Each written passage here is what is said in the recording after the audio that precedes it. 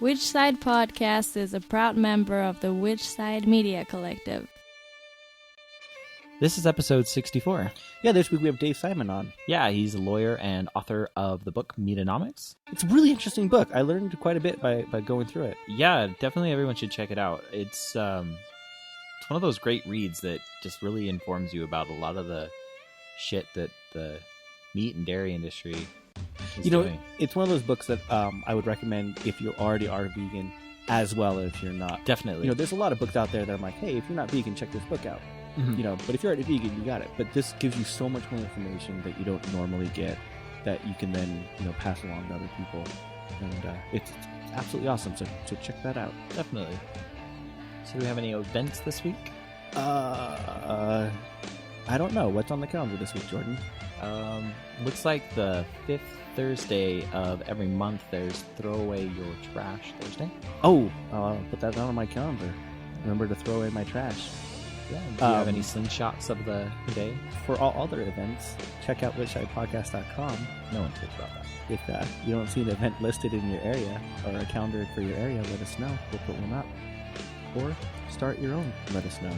Yeah. Yeah. Did you know that on February 7th, 1848, I'm going to really fuck this one up because I don't know French at all, but first anarchist journals appeared, Proudhon's Le Représente des Peuples. That's my awesome French. That was very good. Oui, oui. Oui, oui. Enjoy the episode. Hope you guys enjoy this one. Oui, oui. Oui, oui. Which side are you on? Which side are you on? Which side are you on? Which side? Which side are you on? Which side are you on? Which side are you on? Which side are you on? Which side are you on?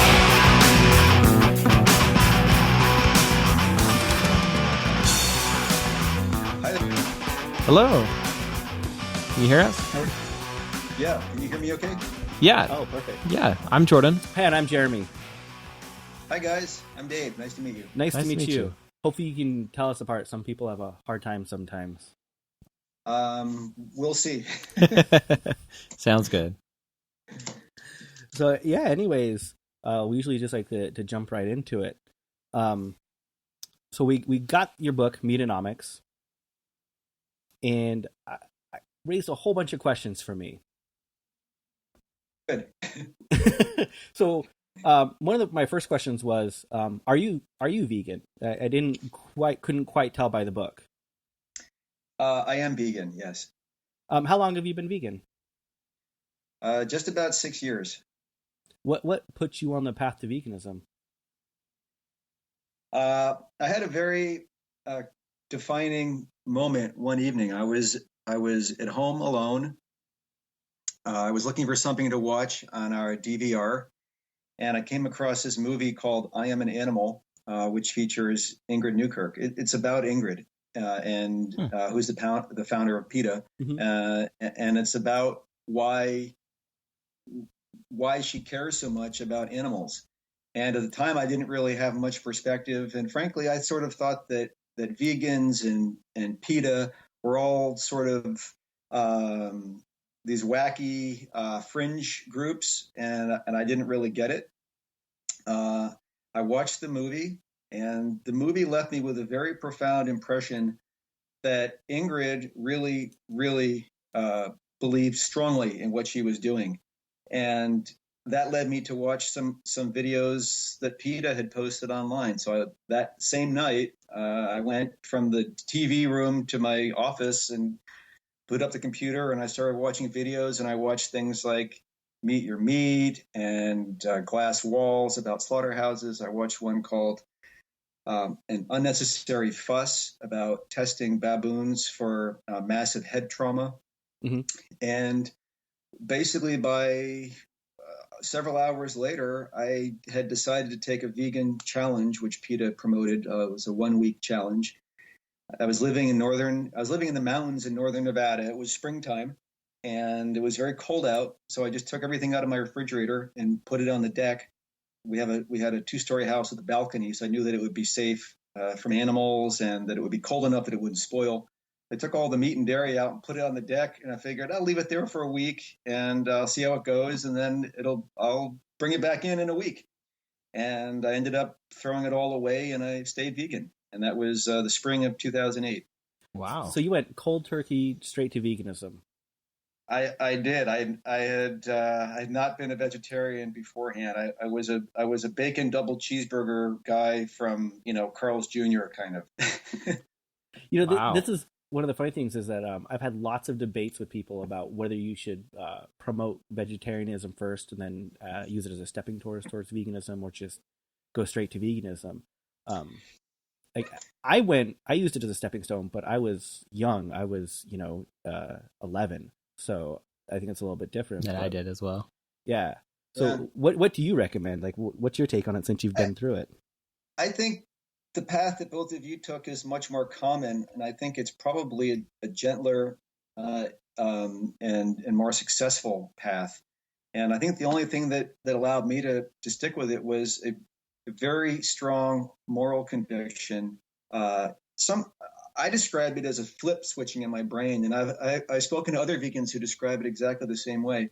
Literally, the kind of switch that flipped that says it's wrong to kill a person. And it made it completely incomprehensible to me that I would ever eat meat or dairy again. It wasn't that I didn't want to. I craved it for months. I'd see the Carl's Jr.'s commercials.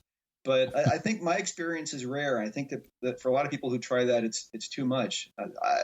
So I tend to favor any sort of intermediate steps that people try. I think it's all good. What was the biggest challenge for you in telling people you changed? Because I remember I still have this conversation today where I'm always reminding people, I didn't stop eating it because I didn't like it. Right. Boy, it was really hard for me. So as I said, I was living in northern Nevada at Lake Tahoe, and it's a very conservative town called Incline Village. And I was a member of the Rotary Club, which is basically a bunch of fat old white men. And the day after I went vegan, I had to go to lunch at the Rotary meeting, and I was mortified. It was so socially awkward for me to not eat the whatever it was, Reubens or corned beef or whatever, and just have a salad. It was socially mortifying. That was the most difficult part, and the idea that I was going to be exposed as a liberal and a fringe and a freak and the kind of person who didn't fit in this conservative little redneck town, which was true. I was going to ask, how did they take that? I was ridiculed. I ended up quitting within a couple of months, and it just goes to show you. I think a lot of people, you guys probably too, have had the experience that when you make a radical change like this in your lifestyle, it affects the people who going forward you treat as your friends. And I just sort of developed new sets of friends and associates and colleagues. I was lucky enough to be so young when I went vegan that it dictated how I went through junior high and high school. So I always only had those type of friends, but it definitely shaped it. Especially being the only kid, you're the only kid in high school who's vegan. No one knows what it really means. Kind of ostracizes you a little bit. Oh, I can imagine. Yeah. It's high school. I can imagine being even worse than Rotary. It was pretty bad. Yeah. My senior year of high school, they actually banned the word vegan in the school. So, wow. Yeah. Well, good for you for sticking with it. I think a lot of people would have a hard time at that age sticking their convictions. So, what was your what's been the biggest change for you in that 6-year period? Wow, that's a really good question. I've changed my entire outlook on life. I think, as you know, veganism is a lifestyle change, but the things that veganism allowed me to do and allowed me to be have actually given me the freedom to be a different person from the person I was 6 years ago. 6 years ago, I was a sort of a corporate lawyer living in this redneck town. And today, although I still practice law and write, I wouldn't characterize myself the same way. A few months ago, I got a tattoo, and it was just sort of the most liberating thing I've ever done, because once you actually have a tattoo, you've told the establishment, I don't care anymore about what you think the requirements are to participate in this society. I have established my own requirements, and I think I meet them, and for that reason, I'm going to do what I want. And veganism led me on that path, and I think I enjoy my life more than I did before, and I do things that interest me and I think are worthwhile, and I didn't used to look at life as offering me those opportunities. So what kind of tattoo did you get? It's a big V with intertwining vines that I got on my left arm, and I got it last spring on the 5th anniversary, on my 5th vegan anniversary. So it's both a V for vegan and it's the Roman numeral 5. Oh, awesome! That's awesome. I love seeing vegan tattoos. I have a huge carrot on my entire shin. That's great. My whole leg is animals. So awesome. That's awesome. But not to shoot you down a little bit on this one. This one made me really sad. We just very recently found out that the transfer paper that most tattoo shops use has lanolin in it. I know. I learned that after. I went to a tattoo artist who is vegan and uses organic ink, and I found that out after the fact. But that is too bad. I hope somebody comes up with a fix for that. Yeah, it was something that just barely came out. It's pretty new. Yeah. I actually worked in the body modification industry for a while, and it just barely became an issue that people found out about because someone had an allergic reaction to lanolin, and that's how it was finally traced. Yeah, that sucks. At the same time, living as a vegan is hard enough, and if you've got to overcome something like that to get a tattoo, I'm probably inclined to do it anyway. But hey, different people feel differently on that. Yeah. What I was really excited about is, ink, especially black ink for the tattoo industry, used to heavily be not vegan, but now the vast majority are. Yeah. To the point that most people don't even have to worry about it. Oh, that's great. That's great. Yeah, most inks now, I would say, are vegan friendly for sure. It's pretty awesome. Good. So if you get freehand tattoos, that's you can still get tons of vegan tattoos that way. Oh yeah. Yeah. Oh, there you go. There's a little risk in the execution, right? Yeah, they usually draw them on with markers first, and so they can, but it's a lot more work. Right. Yeah. Right. So what's been the biggest change for you being vegan? The biggest change being vegan has been changing my diet. Does that count as a change? Yeah. Sure. What was the biggest surprise when you changed your diet though? I'm still surprised that I don't like soy milk. Oh, I got used to soy milk. I was a big latte fan, and at first when I replaced milk with soy milk, it was challenging, but I got used to it. But for me, the biggest surprise was learning about the nutrients in food and paying attention to things that I'd never paid any attention to before. I'm 50. I went vegan when I was 44. And so I spent 44 years of my life just putting anything in my body, regardless what it had in it. And I even spent time on the Atkins diet. So I was just loading up on bacon, sausage, hot dog, crap.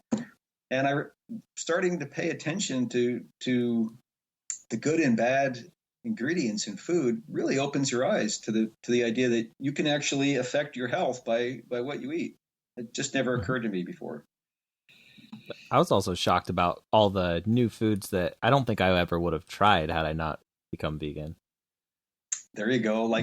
What, kale, couscous, quinoa, stuff like that? Exactly. Yeah. Except I'm still not a quinoa fan. Oh, I'm so with you there. I'm not at all. Maybe it's because it's always served cold with chopped up raw nuts in it or raw onions in it or something. I just cannot get into it. And the texture, yeah. I'm not there. I have to boil it in really salty veggie broth to get it down my throat. Okay, that's good. I have tried quinoa pasta, which Tried is that. fine. You don't notice that it doesn't. The fact that it's quinoa based does not jump out at you at all. I haven't tried So that. That sounds interesting. I've seen it, but I've never tried it. for people who try to avoid gluten, most pasta is wheat based, so quinoa is good. Corn pasta is also good. Do you avoid gluten? I don't, but my partner does. She tries to be gluten free, so since she does a lot of the cooking, I let her cook whatever she wants that's vegan, and I eat it, and it's usually gluten free. Awesome. I can't do gluten free. We had Allison Kramer on, and she wrote the vegan gluten free cookbook. Yeah, she's written a couple. So that's I don't know if you've heard of that one. It's got tons of Yeah, great that rings recipes. a bell. Yeah. Yeah, some of the baked goods have a little different consistency from what you'd expect, but we've got some gluten free double chocolate brownies in the fridge right now, and they're killer. So what got you involved in going to the economics of the animal industry? That that came out of an exchange that I had with some friends a few years ago when I sent out an email to a bunch of people, mostly lawyers and some law professors who I knew, some cases from law school and some cases from other contexts, and I asked them to watch a short factory farming video and tell me what they thought, which is which from my view is a way to get people to watch something without being too preachy. Just like, hey, check this out and tell me, I'd like to know what you think about it. And Mm-hmm. I got back sort of a range of responses, but the one that was sort of the most challenging was from a law professor and dean of a major law school who wrote back and said that the stuff in the video was disturbing and distressing to watch, but he was of the belief that it was illegal, that the behavior shown by the humans in this factory farm was illegal, and for that reason it was anomalous. It was an exception. It didn't rise to the level of sort of routine systematic activity that we needed to concern ourselves with. And this was several years ago, and at the time I didn't actually know anything about how the law affects animals being raised for food. I just assumed that we have anti-cruelty laws that apply to dogs and cats, and they apply to farm animals too. But because I'm a lawyer and have some access to legal resources, I started to dig around and do a little research. And what I found really shocked me, and that is that farm animals actually don't have they have virtually no legal protection whatsoever. Some commentators have said they have absolutely no legal protection whatsoever. I would say they have virtually no legal protection, because every so often, once in a blue moon, you hear of a group that is successful in getting somebody convicted for cruelty to a farm animal, but it is so challenging to do. So this sort of opened my eyes to this notion that meat and dairy producers have surrounded themselves with a valuable cocoon of legal protection that doesn't help consumers. It doesn't help animals. It only helps the people who produce animal foods. And that is a valuable economic framework. And so I set out to quantify what it's worth to them. And that's one of the goals of the book. So as a lawyer, how do you advise activists to go forth on fighting against like the ag-gag bills and the new laws that are coming out like that? Well, every activist has his or her own set of skills, and people bring their unique sets of skills to bear in the ways that they're most comfortable with. For example, my partner, who is also vegan and believes in helping animals, she's not real big on protesting. She doesn't like confrontation, but she expresses herself through art, and she donates to fundraisers for groups like Farm Sanctuary, Mercy for Animals, Passion Over Killing, and that's how she does her activism. Other people are good at holding signs and standing in front of fur retailers or factory farms. We have a Farmer John's slaughterhouse right here in LA, and we've got people who go and stand there once a week, which is terribly distressing because they bring the pigs in trucks and they don't leave. They leave in packages. Some people bring lawsuits. And as a lawyer, that's one of the things that I do. Some people write books. So I guess I would say figure out what you're comfortable with and what your skills are, and see if you can affect some change in that area. Some people create animations. Some people post blogs. So, what is the biggest incentive for the animal agriculture in fighting in activism? Well, their incentive is to secure their profitability and to ensure that going forward they will not only stay profitable, but that they can grow their profits, because most of these are large public corporations, and for public companies, quarter over quarter growth is very important.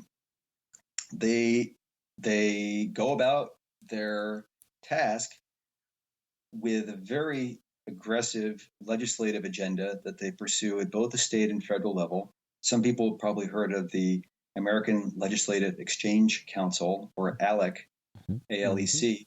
This is a group funded by big corporations, including producers of meat and dairy, that invites state legislators to come on all expense paid trips where they're exposed to these powerful lobbyists who urge them to take bills back to their states and introduce them. That's where ag-gag bills come from. That's where so-called eco-terrorism bills come from. These are the bills that provide enhanced criminal penalties for activists who target a so-called animal enterprise, which could be anything from a factory farm to a restaurant. And that's where a host of other laws come from as well, that I talk about in the book, that all protect the entities who produce and distribute meat and dairy products. Are you ever afraid that those laws could now extend to authors like yourself? Because they've taken those laws and applied them to simple demonstrations like chalking on a sidewalk. So do you think there's a leap to say that, extreme above ground, just activism like being an author could be a target? Well, I will tell you, on the one hand, I have a lot of faith in the First Amendment. We have a really great constitution in this country, and for the most part, our courts have been good about upholding it. And I know that the way the law exists today, it's difficult to discourage a writer from writing something, as long as he or she's not being malicious or blatantly defamatory in what they're writing. On the other hand, I also think we need to not take our free speech rights for granted, and we need to diligently protect them. One of the genres, I guess, of legal activity that I'm interested in today, it's independent of the book, but I'm counsel in 4 lawsuits against malls in California, where the malls are unconstitutionally prohibiting people from engaging in free speech that's typically directed at fur retailers, and in some cases pet stores that sell puppy mill animals. And we've got to continue to stand up for these rights, or they will be taken away from us. So could you go into detail what any of those suits are? Absolutely. They're all filed in their public record. I'll talk about the biggest one. South Coast Plaza is one of the biggest malls in the country. I think it's the second biggest in California. It's based in Orange County, where I live and work. Mm-hmm. They have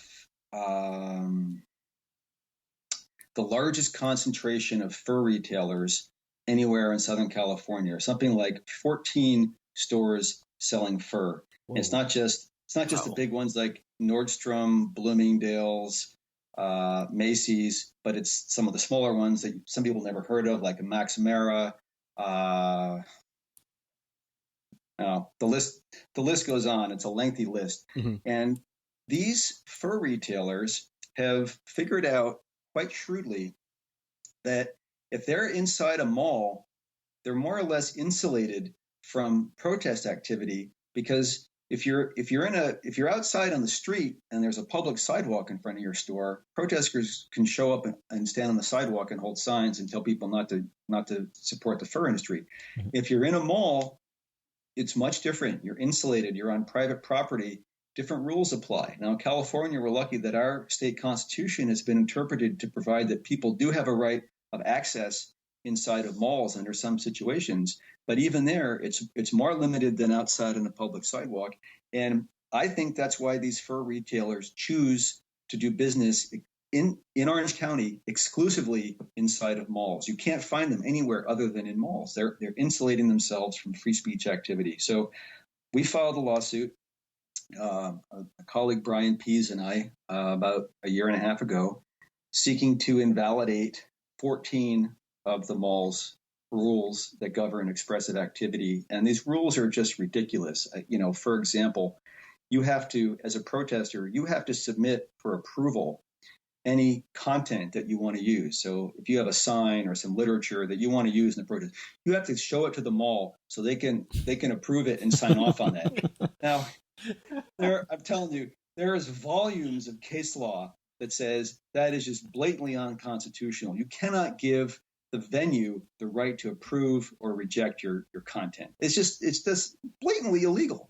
Yeah. And the rest of their rules are in that same category. So we had a hearing in front of a judge several months ago in November. The judge ruled that 12 of the 14 rules that we challenged are in fact unconstitutional. And the mall is in the process of rewriting those rules as we speak. We actually had a discussion last week, and I think we're very close to having a new set of rules that will be, if not completely constitutional, much, much better than the prior set. So what rules did they say they could keep? The two? The two that are completely innocuous. One of them is a rule that prohibits, quote, rigid signs. No, we had argued that this is really vague and ambiguous because a lot of people hold foam board signs or cardboard signs, and these are rigid, but they can't hurt anybody. There's no reason to ban them. And for whatever reason, the judge decided that rule was fine. You got to choose your battles. It's between something silly like that and the much more important rules that were struck down. We're fine with that. And the other rule said protesters cannot engage in, quote, aggressive photography, unquote. And we said again, look, we have no idea what this means. What is aggressive photography? I mean, sticking a camera in somebody's face, clearly, but what if you're 100 feet away from somebody and you snap 10 shots? Is that aggressive? And the judge said that restriction does not affect expressive activity. And I think he's right. I think that was actually a good ruling. In other words, what he's saying is if somebody is taking photos, they are not engaged in free speech activity. They're taking photos. So he declined to opine on whether that rule, he said that because that rule doesn't affect expressive activity, I don't have to rule on whether it's constitutional or not. And so how would somebody that's in the role of like a legal observer who's taking photos and video, how would that affect them? As long as what they're doing is not going to be considered aggressive, I suppose, it shouldn't affect them. And unfortunately, that sort of leaves it to the discretion of the mall cops to decide what they feel is aggressive. So going forward, if this becomes a problem, a year from now, we'll just file another lawsuit. We'll say, look, your mall cops told our legal observer 3 times to stop taking photos. He wasn't being aggressive. So, then we'll ask the judge to enforce it on the basis that they're restricting the activity of our legal observer. Awesome. Yeah. So how does one go about protesting a furrier inside of a mall in California? Since I don't know if you can expand on other places. Yeah. It's weird. Most states don't allow it. New Jersey, I understand, comes close. Washington comes close. in California, if you want to protest at a mall, you ask the mall for its expressive activity rules, and you submit an application. And if you're lucky enough to be friends with a lawyer, you ask the lawyer to look at the rules, and invariably, if anybody knows any First Amendment law, on looking at these rules, he or she will see that they are unconstitutional, because pretty much every mall in California, and I've dealt with maybe 20 now, they start from the position that these are our rules, take it or leave it, we'll cram down your throat. And they always impose these ridiculous requirements, like pre-submission of content is one. Usually, some of the other crazy ones I've seen are, you can't hold a sign, you can only sit at a table, your sign must be attached to the table. I've seen yeah, that's an odd one for sure. Some of these would just blow your mind. We see limits on head count of like 2 people. Wow. Yeah, and I'll just, for example, South Coast Plaza, their original position with us was you can bring 2 people in, and we said, oh really? So after we filed our lawsuit, we started engaging in larger demos in order to prove how ridiculous that rule was. For the last 2 Black Fridays, that's the day after Thanksgiving, Fur-Free Friday, when there are typically big anti-fur demos at malls. In 2012 and 2013, we brought roughly 40 people inside the mall, and we marched around inside the mall on Black Friday. We have it on video. We even showed the defendants, the owners and operators of the mall, showed it to the judge. The judge is like, yeah, that's fine. I don't see any problem. So that shows you how ridiculous these rules are. 2 people, and there's a lot of other crazy stuff like that. How do you go about like a spontaneous protest? Is that absolutely not allowed when it comes to like malls in California? Well, that becomes a factual determination. Sort of the general response that I would have is typically it's not allowed. The California law says that a mall has the right to regulate the time, place, and manner of free speech. So a mall actually has the right to promulgate lawful rules. The rules can require that you submit an application. If the rules, in fact, are lawful, then a spontaneous protest probably violates the rules. But in every case, as I said, what we find is that the rules are unlawful, and for that reason, all it takes is a letter from a lawyer to the mall. The letter says, "Hey, guess what? Your rules are illegal. We're gonna protest on this day, and I doubt you're going to do anything about it." And they never do anything about it because they'd be subjecting themselves to liability if they did. It makes me curious. In the state of Utah, where we're at, in our state constitution, it's actually written out there that we have the right to protest. To spontaneously protest. So I wonder how that would play out in a setting like a mall. Well, I'm sure there's some case law in Utah on the issue, and I'm sure that the existing case law probably answers the question. It doesn't completely predict how a court would rule on that issue in the future, but there's probably something out there, right? When we get off the call, I'll take a look and let you know what I find. Most activists that I know of here, we weren't even aware of that until Occupy Wall Street, because that's how they got away with having protests. Was that's actually in our constitution that we have a right to. Yeah, that's actually quite interesting. Now, the problem that you typically run into is the public property versus private property distinction. The U.S. Supreme Court has held that there's no right to engage in free speech activity on private property, and so unless the state has established a higher set of standards that actually allow people the right to engage in free speech on private property, it's going to be tough in a mall. Do you ever have to do criminal defense for any activists? I've done a very small amount of that. It's not where my expertise is, and I don't have a lot of experience or background. So I typically just help out people who need somebody to go to a hearing or something like that. Both me and Jordan have unfortunately had to have extensive needs for lawyers in those aspects. I'm sorry to hear that, but I commend you for it, because it means that you're out there and you're pushing the envelope. I do have a client right now who's charged with misdemeanor trespass at a mall in LA called Farmers Market, and we just sued them too. Because the mall arrested and detained him under a citizen's arrest, and we've charged him with false imprisonment. So we'll see how that plays out. Huh. That'll be interesting. I've never been arrested under a citizen's arrest. Well, it's typically what happens at a mall, because the cops often don't want to get involved because of the potential liability for false arrest. But when a mall cop says, I'm placing somebody under a citizen's arrest, and I ask you, police department, to take custody of them, typically the police don't have any liability in that scenario. That's interesting. Although that's not always the case. So I've been very common in how appropriate actions are in dealing with police officers. How is it any different with like mall security? Like, do you have to disclose information? Do you have to stay? Like, where do those laws come into play? My legal advice to people is to generally ignore mall security completely and don't do anything until the cops show up.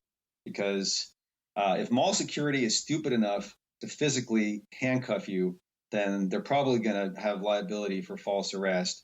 And if they're not that stupid, they're probably going to call the cops. And when the cops show up, if you're not doing anything wrong, the cops are going to say, yeah, they're not doing anything wrong, they can stay. And that's what happens 9 times out of 10.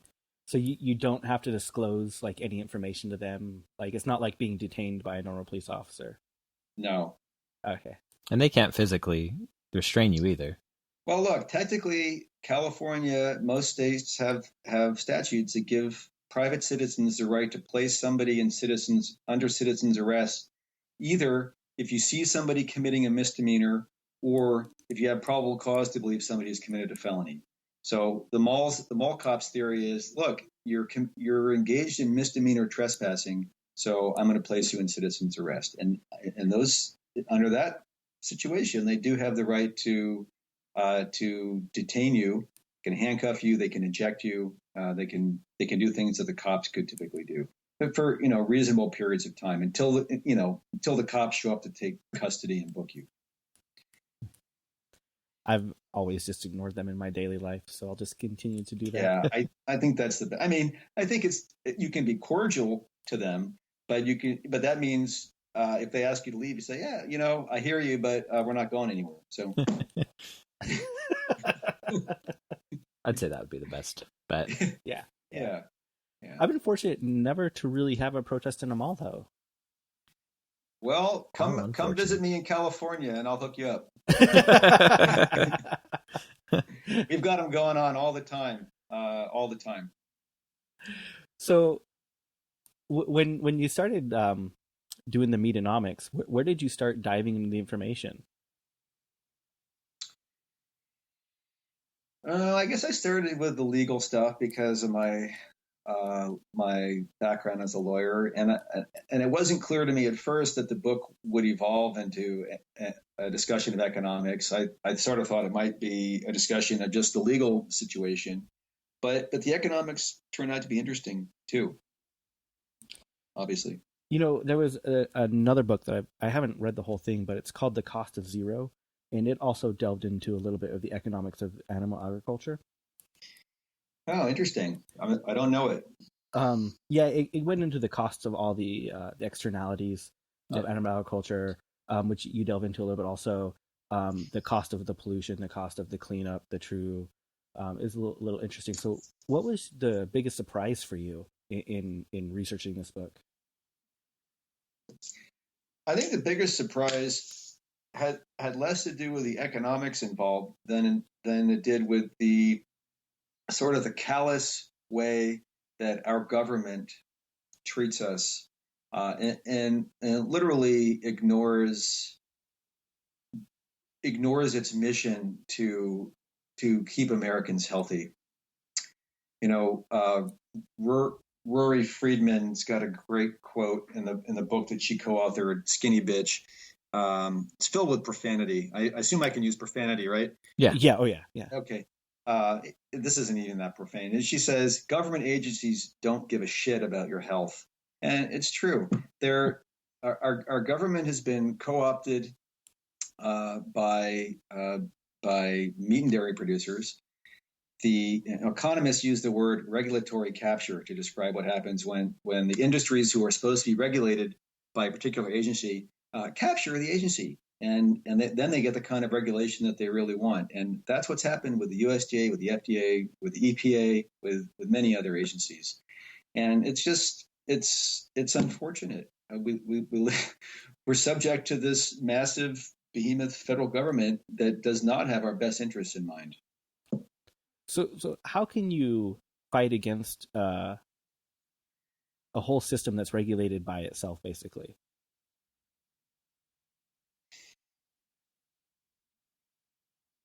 Well, I think raising awareness is the first step. I think most Americans have no idea at all what is going on. And, I use this example in the book. Most people have never heard of checkoff programs, like check a box, check off. I've spoken up to probably thousands of people now across the country about the book, and I asked people to raise their hand if they've ever heard of checkoff programs. I think probably 10 or 20 people in the last year have admitted to hearing about these things. Either of you guys heard about them? No, it was actually one of the things I was surprised about. Yeah. Yeah, so every time we hear that message, beef, it's what's for dinner, pork, the other white meat, milk, it does a body good, the incredible edible egg, all of these subtle but pervasive messages that we hear throughout our day on TV, the radio, the internet, billboards, posters, bus signs, you name it. Those are the product of checkoff programs. And checkoff programs are created by Congress. They're overseen by the United States Department of Agriculture. And the U.S. Supreme Court said in 2005, in a very important decision, that when a checkoff program speaks, it does not speak the message of private industry. It speaks the message of the United States federal government. So when you hear beef, it's what's for dinner, that is the federal government telling you to eat more beef. Mm-hmm. And I don't think anybody knows that's what's going on. It's crazy. And these programs spend $550 million a year. Their own data, the data that the programs release shows that money generates about $4.6 billion in extra sales each year. So these programs are incredibly effective. They're incredibly insidious. No one knows who's driving them. And they're making us all, people who buy that stuff and eat it, buy more of it than they need or should. I found it interesting that these same programs are also telling you that you need to eat less and eat more at the same time. It's like a two-headed beast. Yeah, like you said, it's just ridiculous. Yeah, it's just the most crazy thing, and it's our tax dollars at work. But yeah, I mean, like I give this example in the book. The USDA has one program in which they urge people to eat less cheese, and they say, for example, ask for half the cheese on your pizza, and yet the same agency, a different division, is out there promoting cheese, and they team up with Domino's to sell more cheese in something like 50,000 schools around the country. Yeah. Why don't we have a Eat More Brussels campaign? Yeah, vegan checkoff. Now there are a couple of checkoff programs for fruits and vegetables. Mushrooms have a checkoff. I think mangoes have a checkoff. Avocados have a checkoff, but they just don't get anything like the funding that the big meat and dairy checkoffs do. So, for example, that $550 million that's spent on meat and dairy, that compares to about $50 million each year that is spent on all fruits and vegetables checkoff programs combined. Wow. So when you could probably combine the checkoff programs with the farm subsidies, it's almost like an animal that you can't stop. Yeah, it's just a massive entrenched set of economic incentives that massively skews the market. For anyone who doesn't understand how farm subsidies work, would you mind going into that for a little bit? Sure.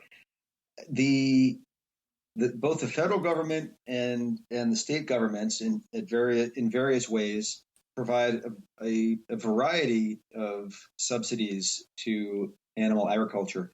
Some of these are sort of readily apparent, and they come in the form of direct subsidies. Although the farm bill that's expected to be passed through Congress in a couple of weeks apparently will not contain direct subsidies. But historically, direct subsidies have been one big way that money is paid out. But a lot of these subsidies are paid in more oblique ways. It makes them sort of harder to track. For example, there are massive irrigation subsidies that reduce the cost of water. In LA, Southern California, where I live, the homeowners pay one set of prices for water, but up in the San Joaquin Valley, where big ag has its sway, they pay about 2 cents on the dollar compared to what we pay. So they have almost free water to grow what is typically feed for livestock, because in this country, most of the corn and most of the soybeans that farmers produce is fed to livestock, and corn and soybeans are heavily subsidized, not just through irrigation subsidies, but through a variety of other things, and they're complicated and not very interesting, so I won't go into them. But they're things like crop insurance and disaster loss contracts and price supports and things like that. It's always floored me when you find out that there's cases of farmers being paid to till under their crops. Yeah. Crazy. And they get the free water to do it. And then they get the free water. But increasingly, it's not the small farmers who are getting paid those funds; it's the big ones. And one of the other problems of the way subsidies work is that they're not benefiting small farmers; they're just benefiting the big ones. There's a statistic in the book that says that something like 9 out of $10 of subsidy dollars paid went to like 20% of the farming community, and that's all the big corporations. The Cargill and the conglomerates like that. Well, the problem that a lot of people don't realize is the idea of the small farmer almost doesn't exist anymore. No, that's right. I mean, there's been massive consolidation, and it's a bunch of big farms, and they're mostly factory farms. I mean, I've even read in some agriculture publications, in trade publications, where they're talking about it's too hard to bring people into the business because the startup costs are too great now. So it's only, available for these large corporations to continue. Yeah, that makes sense. Or if you were to enter the business now, you'd have to have a niche. You have to be selling, locally raised organic produce that people are willing to spend twice as much on, or something. Because if you're trying to compete with these big multinational firms that supply Safeway, or Vons, you're in trouble. So I'm planning on being in San Diego in a couple months in the Southern California area.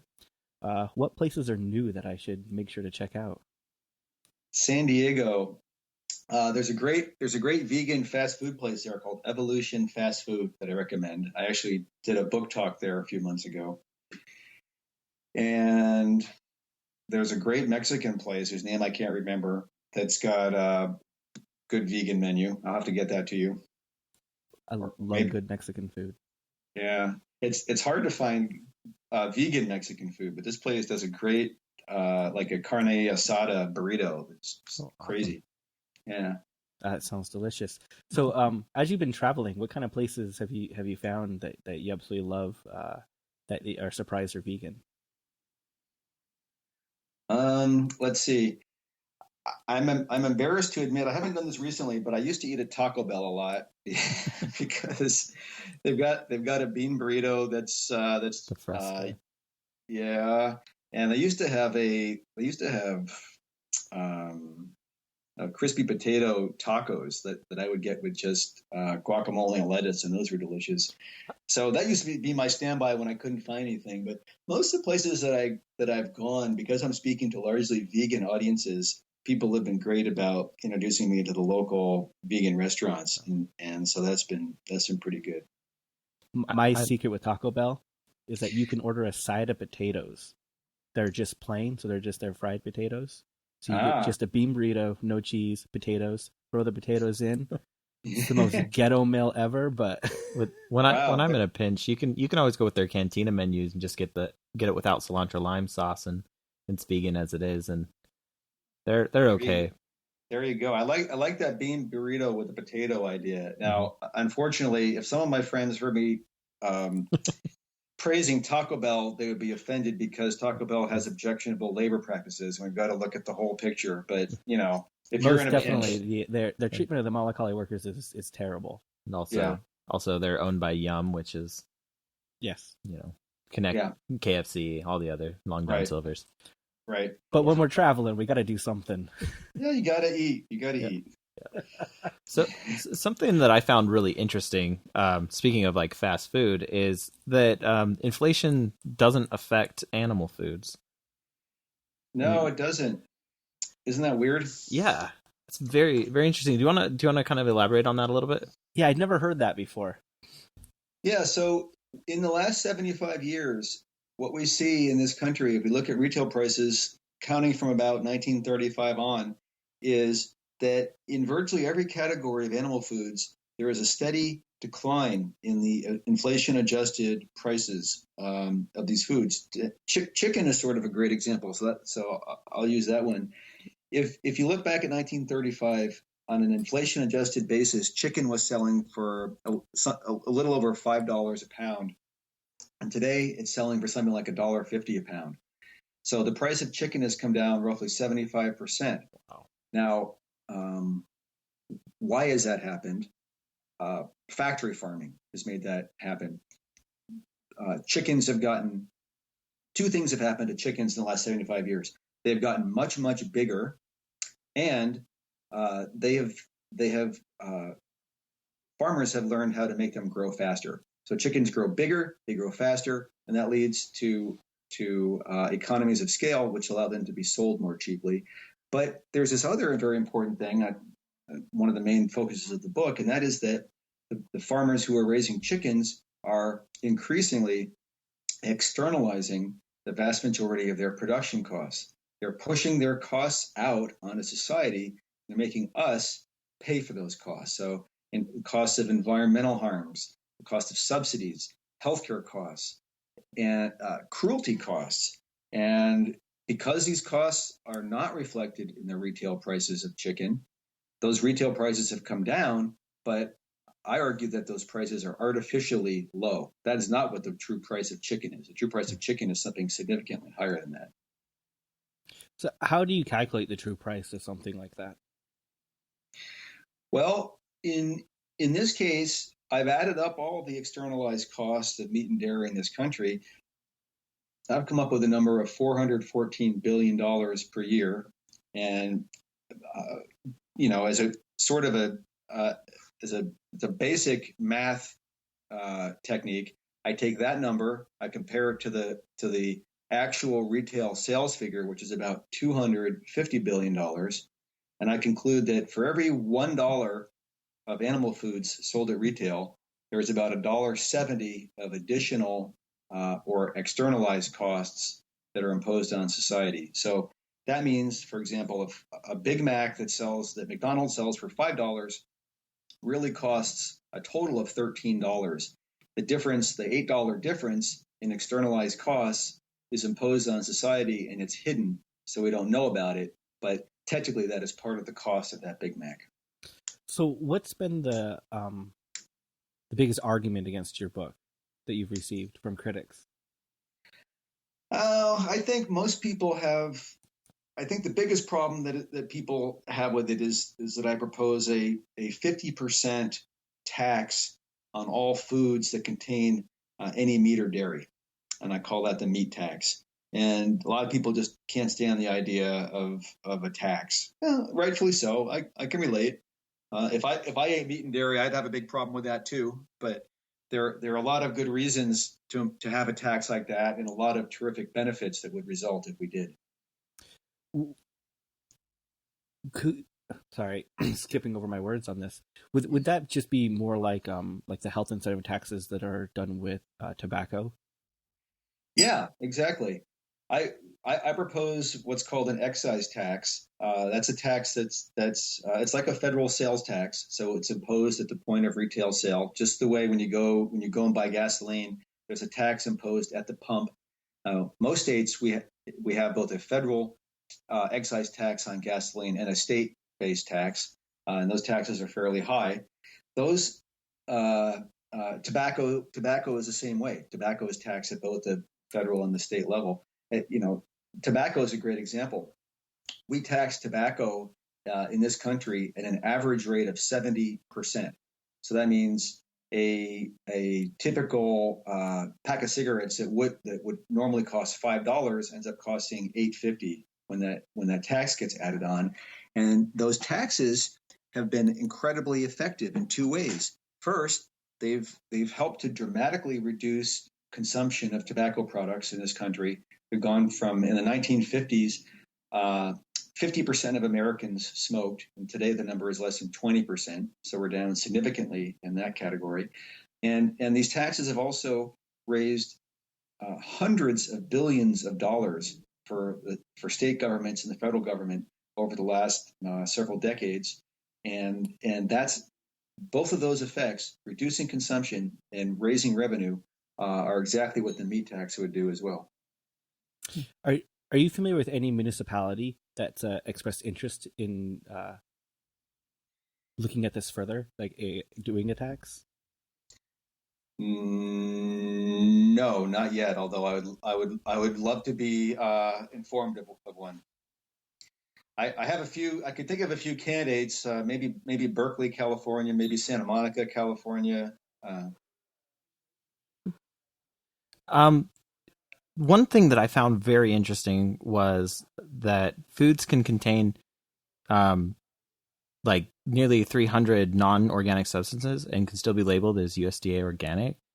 I knew that they could contain some non-organic substance, but I didn't realize it was that high. Can you kind of elaborate on that a little bit more too? Yeah, it's sort of another good example of how industry has co-opted or captured the USDA and the FDA, both of whom have some labeling responsibility for foods. In the USDA's case, all it takes is a lobbyist to get in touch with a USDA bureaucrat and make a well-timed, impassioned phone call, and typically a food that might shock you as sounding completely inorganic suddenly qualifies for the organic label. And one of the examples I use in the book is a baby food that is made using what's called hexane, which is a synthetic neurotoxin. Mm-hmm.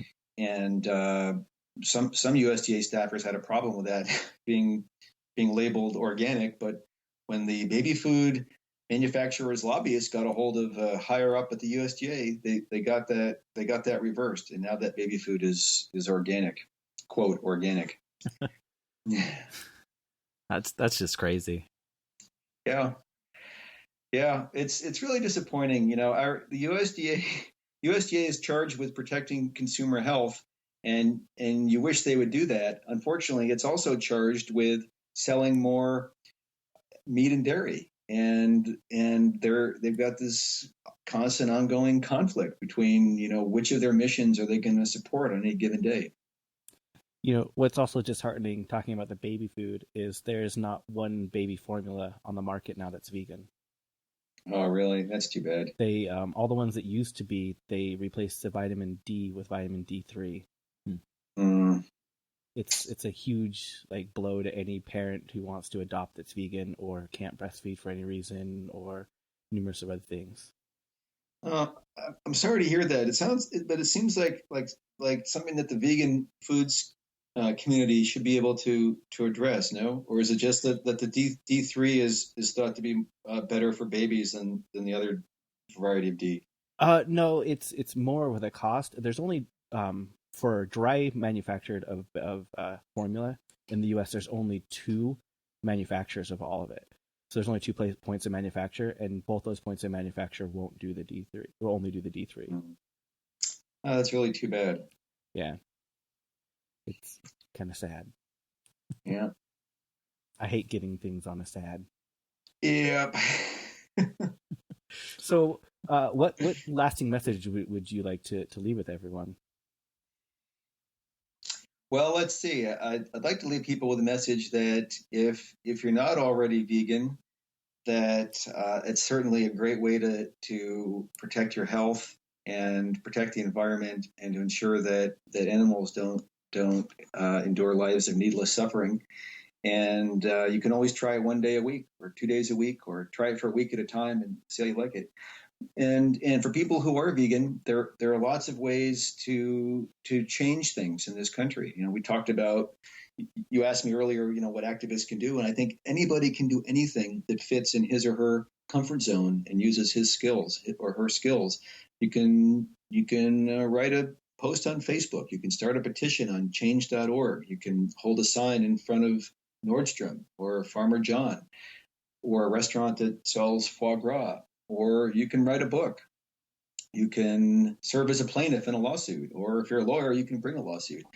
And it's really helpful to increase awareness of these things that industry would rather that we simply didn't know about, like checkoff programs. So I hope people will spread the word and do what they can to get the message out there that things are not as simple as they seem. Well, we end every episode saying "fuck, shit, damn." Would you mind saying it for us this week? No, I'd love to. Fuck, shit, damn. Awesome. Thank you very much. All right, thanks a lot, guys. Take care. Have a great weekend. Have a good one. You too. Bye. This week you heard Refused Tannhauser Derive. Now you're hearing Tom Waits Trampled Rose. And as always, El Comandantes. which side are you on? Please remember to like and review us on iTunes. This helps get us more listeners. What I'd like to do is start a ghost subscription campaign where if you see somebody logged into iTunes, quickly subscribe to our podcast and rate and review us under their account so we get more listeners that way, and it doesn't cost them anything. You might have to make up a name. I've done it before. So just if you see somebody logged into iTunes, go for it. And subscribe them for us. And they're stuck with that name for the rest of their reviewing life. Also, follow us on social media. We're on all the biggies. When you like and follow us, we like and follow you back. We like to respond to you. We like to talk to you. All the tweets. All the tweeties. All the fabus. Faboozies. Facebookies. What do you call Tumblrs? Tumbies? Tumbies. All the twats. I call Tumblr the place to look up butt sharpies. Yeah, probably. Fuck yeah, which side? It's not one, but it could be. It could be. So you should probably make it and just have pictures of me and Jeremy. And always remember, if you're going to be buying anything online through Amazon, please use our link. We get a kickback for that. It's a pretty decent kickback, actually. And the more people that get things in the a bigger month, kickback the bigger we get. kickback we get, and there's no cost to y'alls. So if you're already planning on using Amazon, please use our link. I know we say this shit all the time. Yeah. But none of y'all's listen to this part, so it don't matter. Well, 2 of you do. But the funny thing is, the more we say it and it's repetitive, they'll be like, oh yeah, I've heard this 100 times. Well, I've heard this the last 40 times I've listened to the show. I'm going to be buying a new vehicle through Amazon. I might as well click through their link. That's crazy that they sell cars now. And we could get like 8% of that sell. I haven't checked the percentages on cars. I don't know. That's a new market. It's a new market. It might be a different percentage. That'd be like 1%. I would take it gladly. I would fucking take it too. And also, if you're in a generous mood, we always are offering memberships with any item purchased from our wish list. Awesome. Fuck, shit, damn. Fuck. Damn. Fuck. Shit, damn. Which Side is produced by the Which Side Media Collective.